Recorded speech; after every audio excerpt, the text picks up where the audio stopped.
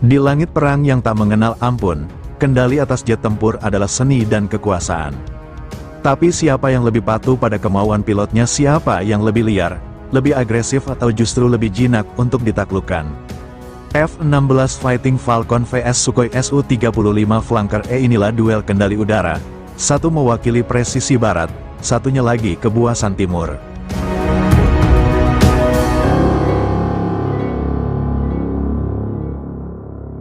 F-16 Fighting Falcon, simfoni kendali dari barat.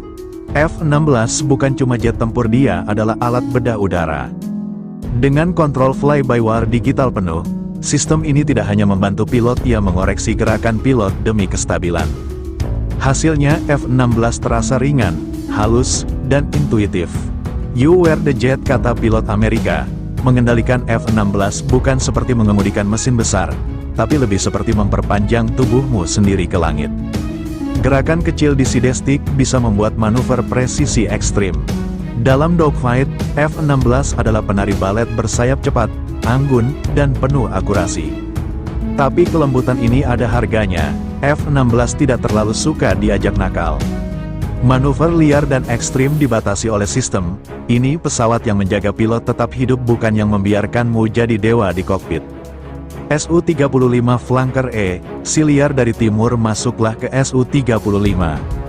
Sebuah monster terbang buatan Rusia, yang tidak hanya bisa berakselerasi gila-gilaan, tapi juga menari di udara dengan gaya super maneuverability. Tidak seperti F-16, Su-35 memberi pilot rasa kekuasaan absolut. Ingin putar balik dalam kecepatan supersonik bisa. Ingin tail slide, Cobra Maneuver, atau flat spin lalu pulih seolah tidak terjadi apa-apa, Su-35 sanggup. Mesin 3D thrust vectoringnya adalah rahasia utama. Nozzle bisa mengarahkan semburan ke segala arah, membuat gerakannya tak masuk akal bagi fisika biasa. Namun kekuasaan ini tidak gratis. Su-35 tidak selalu ramah. Jet ini butuh pilot dengan naluri binatang buas dan jam terbang tinggi.